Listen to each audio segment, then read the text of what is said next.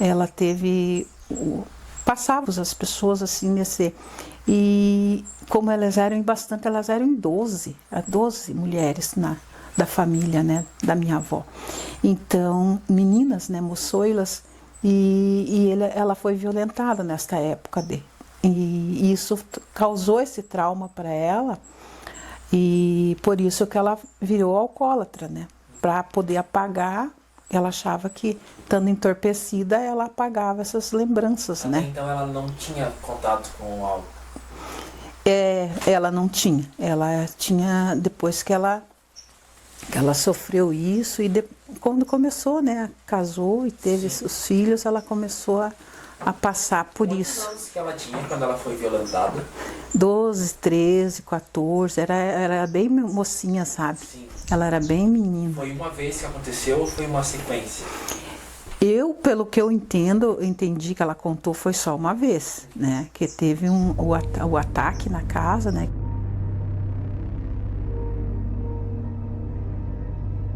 Que eles chegaram na casa. Ela morava nesse interior aqui de General Carneiro, por aqui, sabe? Porto União. Ela contava aonde, mas assim a gente não queria ouvir aquilo, né? Mas ela tocava no assunto com vocês, com os filhos? Comigo mais, né? Comigo ela falava, com os meninos não, né? Então ela contava assim, que eu sempre estava em volta dela, porque como eu era mais velha, eu sempre estava acudindo ela, né? Sim. Prestando assistência para ela não se machucar, para ela não, né, não ficar caída ali em algum lugar, né? Então eu sempre estava por perto, eu cuidei assim, né? Então, e eu percebia a angústia dela, né? Sim. Aquilo foi angustiante para ela, foi bem angustiante. Sim. A senhora pode fazer uma recordação daquela época que os pais escondiam as meninas no mato, dentro de casa, quando acontecia essa situação? Essa história, ela sempre também falava que quando estava o pós-guerra, tudo estava assim, né? Todo mundo, eles faziam os ataques nas casas.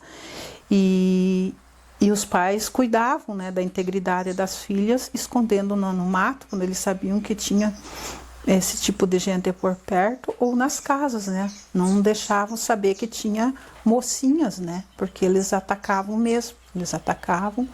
E eu tenho certeza que tem mais pessoas, mais mulheres que sofreram isso também e que não contaram, mas que sofreram ou, né, ficaram traumatizados, ocultaram, deixaram assim para não falar o sofrimento delas, né? Sim. Mas é real. 40 e 50, isso pós-guerra foi nisso? Eu acho que em 45, 50, por aí que tava aquele, né?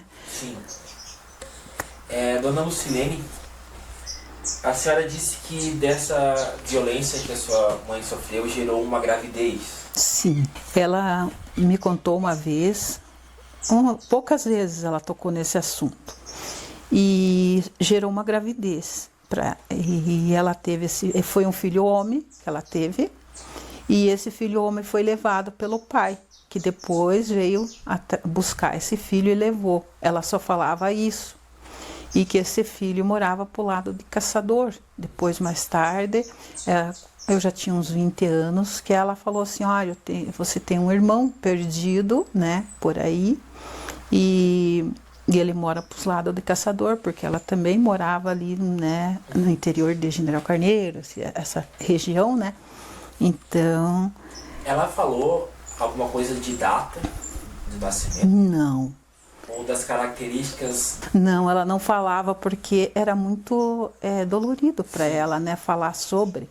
Então, como eu te disse, ela só falava quando ela estava bem alcoolizada. Então, como ela estava alcoolizada, eu não dava muito, poderia ter perguntado, né, mas eu não dava muito atenção nesse sentido, não puxava muito para não avivar mais a mágoa, né, a dor, né.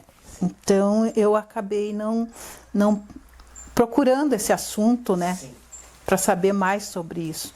Só sei que existe um homem mais velho que deve estar com uns 68, por aí, ou mais, né? Sei lá, a idade dele. Mas ele tem mais dessa idade, uns 70, sei lá.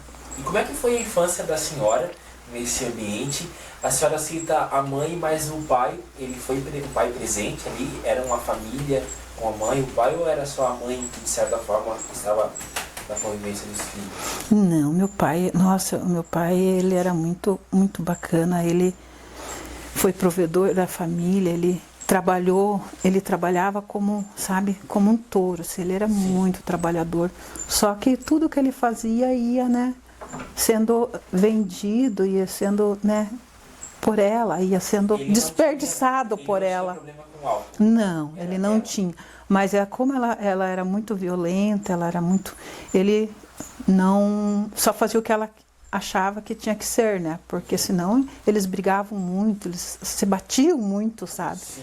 E a gente sempre estava ali naquele meio, né? Ouvindo eles se vendo e ouvindo eles se xingarem, se baterem. Eles se batiam e era assim, de faca, de machado, de tudo, sabe? Que tinha na mão, sabe? Era violento mesmo. Então a gente... Metade dos filhos pendurava no pai, metade dos filhos pendurava na mãe, para tentar puxar, para não se matarem, porque foi assim. Então eu convivi com aquele problema, né? Luciana, a gente percebe que você tem uma compreensão muito grande da tua mãe, apesar dela ter sido violenta com você e com os filhos. Você teve essa compreensão desse lado dela. Essa compreensão, ela vem desde a infância. Você teve algum momento que você sentiu revolta com a própria mãe por ela ser assim? E qual foi o momento onde você percebeu, não, ela é assim por causa dessa dor que ela sentia?